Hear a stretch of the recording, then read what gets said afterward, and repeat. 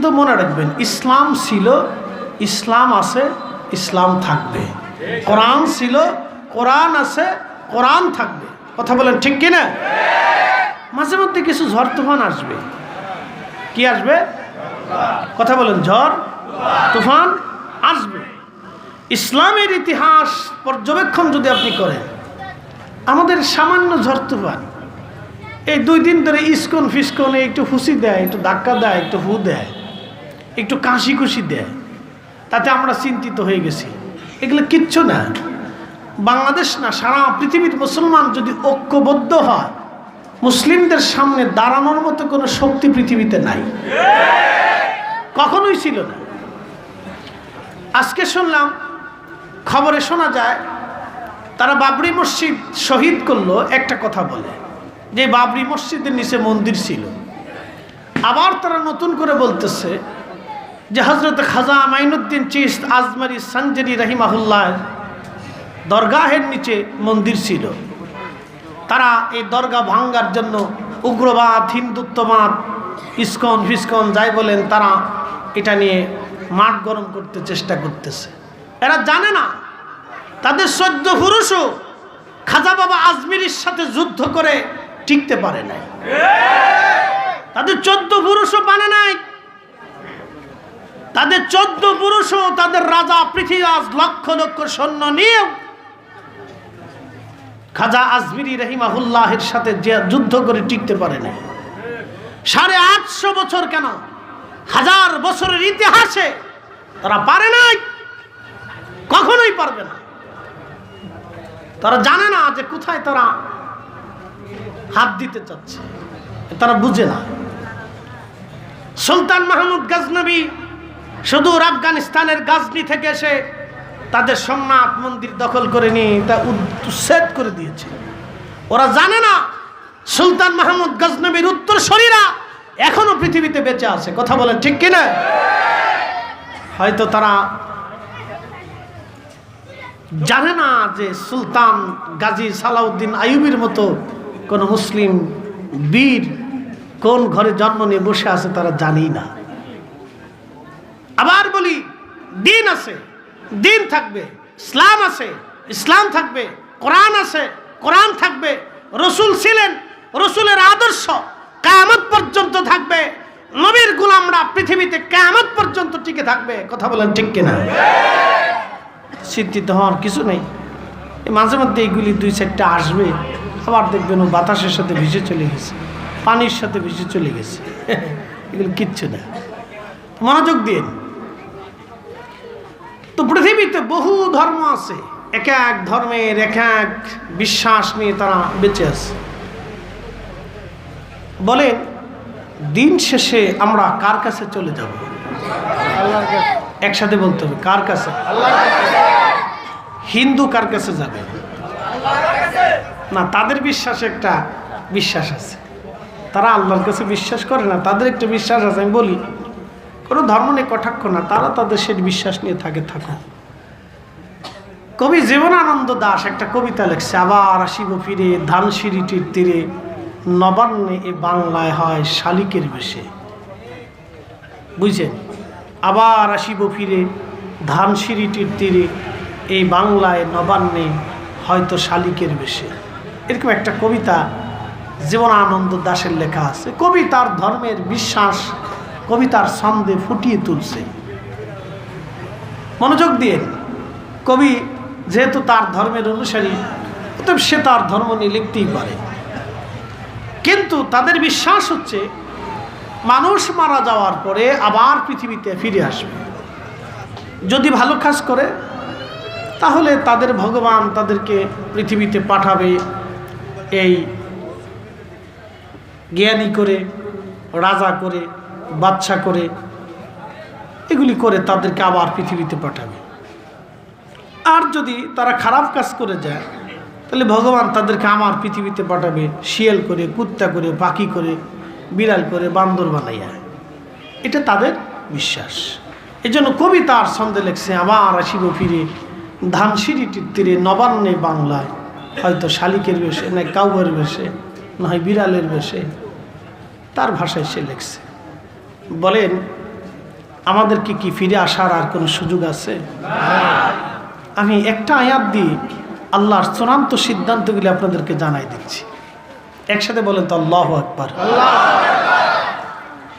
আল্লাহু আকবার ওয়ালিল্লাহিল হামদু বিসমিল্লাহির রাহমানির রাহিম।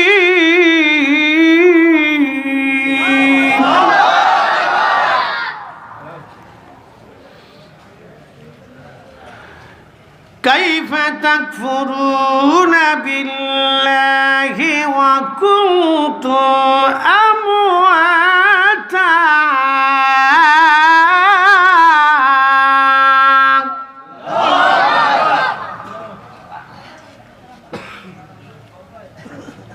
কাইফা তাকফুরুনা বিল্লাহি, তোমরা কি করে আল্লাহকে অস্বীকার করো? তুমি কি করে আল্লাহকে অস্বীকার করো? তুমি কি করে রবকে অস্বীকার করো? অকুনতুম আমওয়াতা, তুমি নির্জীব ছিলে, নিষ্প্রাণ ছিলে, অস্তিত্বহীন ছিলে, তোমার কিচ্ছু ছিল না। এই আমার দিকে তাকাবেন, অ্যাটেনশন, কথা খুব ইম্পর্টেন্ট। আপনারা আমাকে দেখতেছেন, আমাদেরকে দেখতেছেন, সবাই একসময় আমরা মায়ের রেহেমের ভিতরে ছিলাম।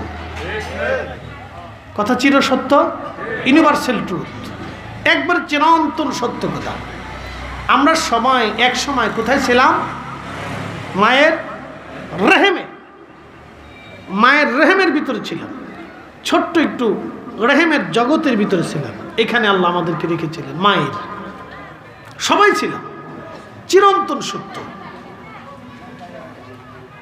আল্লাহ কোরআনে লিখলেন ওয়াবাদা খালকাল ইনসানি মিন তিন, আমি মানুষের সৃষ্টির সূচনা করলাম মাটি থেকে। সুম্মা জাআলা নাসলাহু মিন সুলালাতিন মিন মাইন মাহিন। রে মুসল্লিরা খালি উড়ে যায়, লারে কি যে জ্বালা পড়ছে, তোদের কি গ্যাস্ট্রিকের বেড়ানো ধরছে? বাপরে বাপ, খালি উড়ে খালি উড়ে, যা যা যা, তোরা আমার ওয়াজ বুঝতি না, যা যা যা, সইলে যা সইলে যা। আমার ওয়াজ বুঝতে হলে ঠান্ডা মস্তিষ্কের লোক লাগে। আমি নিজেও ঠান্ডা, আমার ওয়াজও ঠান্ডা, আমার শ্রোতাও ঠান্ডা। আমার অধিক শ্রোতা সুস্থ মস্তিষ্কের শ্রোতা, তারা বসে বসে বসে বসে শুনি, সারা রাতে শোনার শ্রোতাও আছে। হুজুর শুনতে শুনতে ঘুমাই, ঘুমাইতে ঘুমাইতেও শুনি, শুনতে থাকেন, যত শুনবেন তত মজা, শুনবেন আর মজা। এমন কিছু বলার চেষ্টা করি যেগুলি থেকে শিখার কিছু আছে, বোঝার কিছু আছে, নতুবা আমার ওয়াজের জিন্দিগি বৃথা হবে।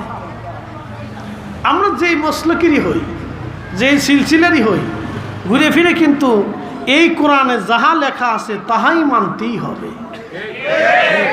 একসাথে বলেন ঠিক না বেঠিক? আমরা মুসলিম হিসেবে এখানে যাহা লেখা আছে তার বাহিরে এক চুল পরিমাণে যাওয়ার কোনো সুযোগ আমাদের। এখানে যাহা হালাল আছে তাহা হালাল, যাহা হারাম আছে তাহা হারাম, যাহা আদেশ আছে তাহা আদেশ, যাহা নিষেধ আছে তাহা নিষেধ। বিকল্প কোনো ব্যবস্থা নেই, কোনো ব্যবস্থা নেই। তো মনোযোগ দিবেন। সুম্মা জাআলা নাসলহু, আমি বংশ বিস্তার করলাম। মিন সুলালাতিন মিন মাইন মাহিন, মানুষের শরীরের নির্যাস নির্গত এক বিশেষ পানি থেকে। একসাথে বলবেন আল্লাহু আকবার। ওয়া খালাকনাকুম মিন যাকারিন ওয়া উনসা,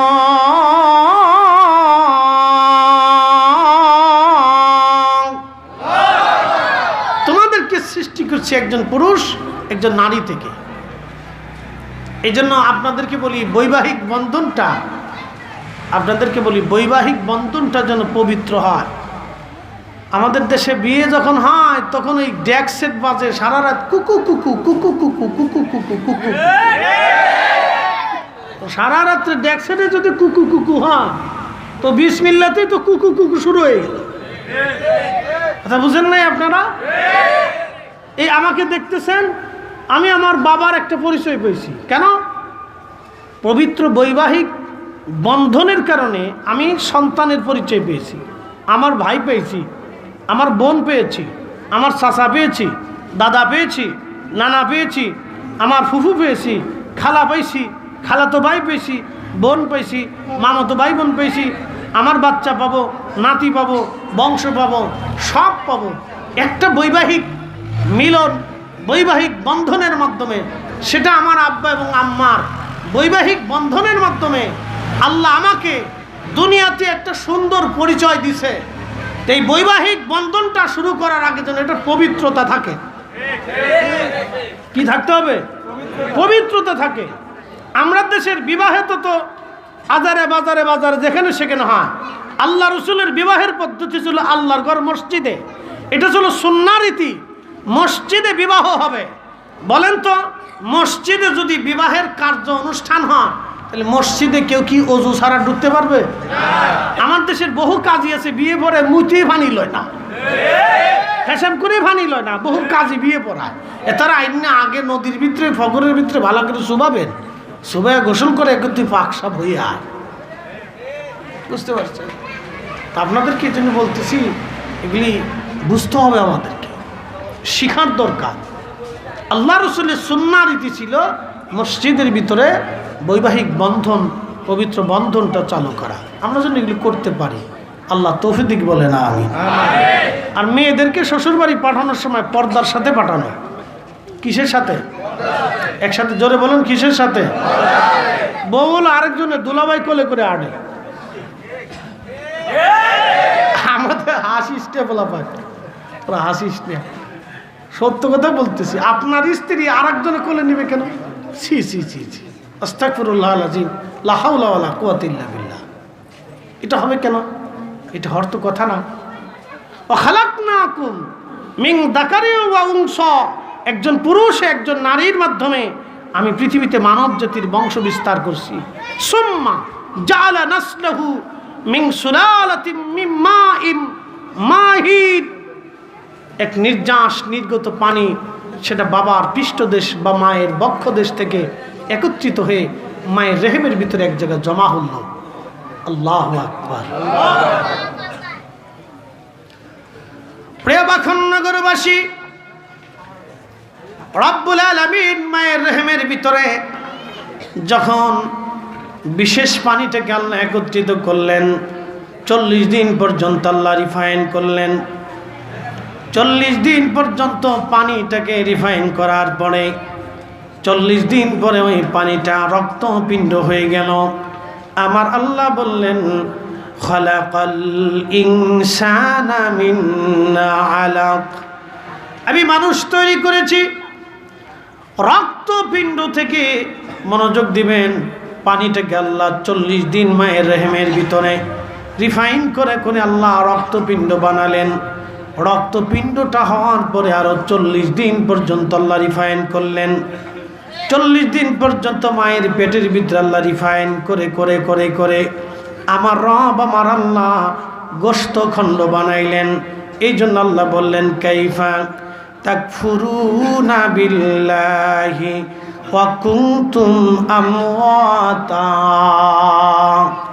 কি করে তোমরা আমি আল্লাহকে অস্বীকার করো, কি করে আমি রবকে তোমরা অস্বীকার করো, অথচ তোমরা নির্জীব ছিলে, নিষ্প্রাণ ছিলে, তোমাদের কিছুই ছিল না। আমাদের দেশে সনাতন ধর্মে যারা আছে তারা বিশ্বাস করে বিদ্যার দেবতা আছে, তারা বিশ্বাস করে ওই আপনার কি বলে যৌবনের দেবতা আছে, সেই জন্য তারা এই আপনার শিবের পূজা করে, বিদ্যার দেবতা আছে সরস্বতীর পূজা করে, কালীর পূজা করে, দুর্গার পূজা করে, এরপরে মনসা পূজা তারা করে, লক্ষ্মী পূজা করে, এরপরে আপনার গণেশের পূজা করে, লোকনাথের পূজা করে। 12 মাসে 13 ধরনের পূজা আছে তাদের। কিন্তু শুনে যান আরো গল্প, শুধু একটা না দুইটা না, সনাতনী যারা আছে তাদের বিশ্বাস হলো এরকম দেবতা হতে হতে আধারের দেবতা, আলোর দেবতা, সূর্যের দেবতা, পানির দেবতা, সাগরের দেবতা, একটা একটা করে দেবতা হতে হতে হতে হতে ৩৩ কোটি দেবতা হইছে।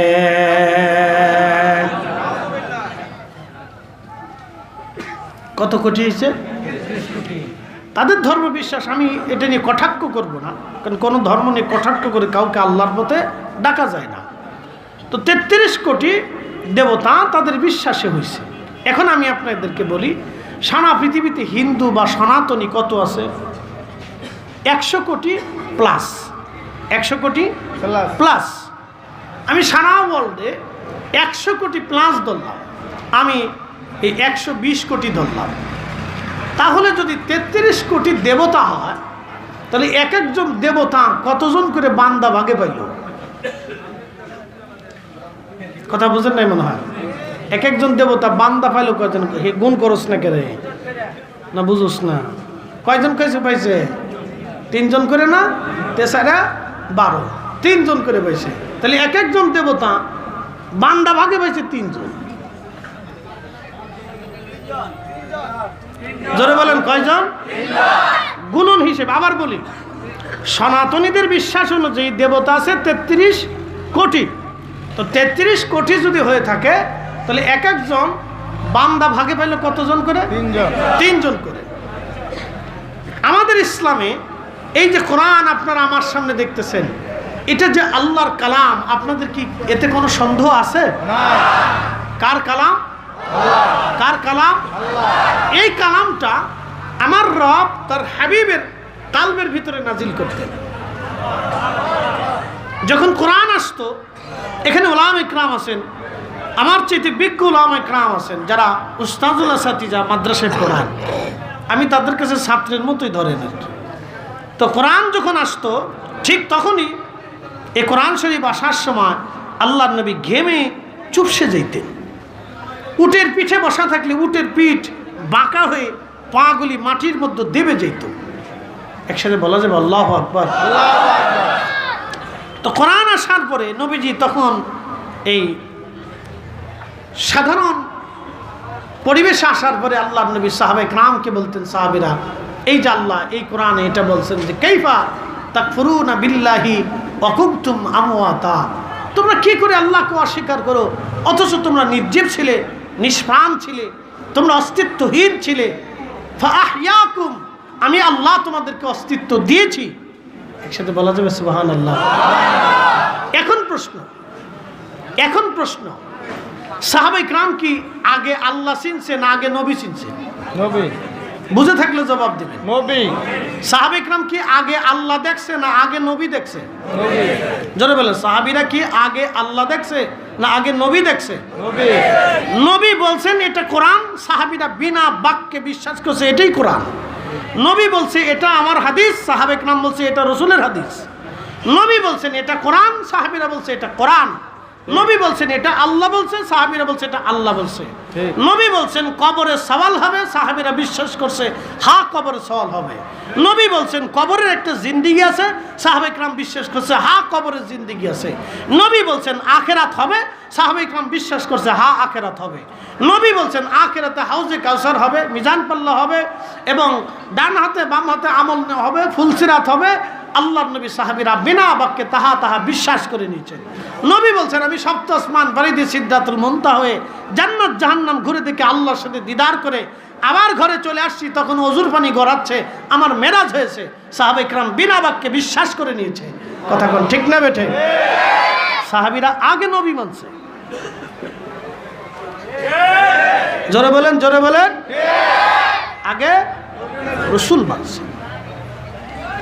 এই জন্য আপনাদেরকেও আগে রাসূলের জিন্দেগি নিজের জীবনে বাস্তবায়ন করতে হবে। কথা ঠিক কিনা? আল্লাহ রাসূলের জিন্দেগি নিজেদের জীবনে বাস্তবায়ন করতে হবে, তাহলে আমরা প্রকৃত মুসলমান হতে পারব। বুঝে যেতে হবে। প্রিয় বাখনগরবাসী, খুব মনোযোগ দিবেন। সনাতনীদের বিশ্বাস অনুযায়ী তাদের অনেক দেবতা আছে, এখন আপনারা বলেন আমাদের রব কয়জন? এখন বৃষ্টি কে দেয়? সব বাঙালি একসাথে মিলে যদি ছাতি ধরে বৃষ্টি ঠেকানো যাবে? সবাই মিলে যদি আকাশে বোমা মারে বৃষ্টি ফেরানো যাবে? তাহলে সেই মহা শক্তির অধিকারীকে আল্লাহ। যদি দেবতা আজকে দুইজন হতো, এক দেবতা বৃষ্টির দেবতা, আর এক দেবতা হলো শুকনার দেবতা। তো শুকনার দেবতা বলল, বেটা তুই আমার বান্দাদেরকে বৃষ্টি কেন দিবি এই আজারে মাসে? এখন তো শীত আসার কথা, তুই শীতের দিনে কেন বৃষ্টি দিবি? এখন বৃষ্টির দেবতা বলল, না আমি বৃষ্টি দেবই। শুকনার দেবতা বলবে, না তা হবে না, আমার বান্দারা কষ্ট পাবে। এখন শীত আসার কথা, তুই বৃষ্টি দিচ্ছিস, নভেম্বরের লাস্ট হয়ে গেছে, ডিসেম্বর আসতেছে, এখন শীত হবে, আমি শীতের দেবতা শীত দেব।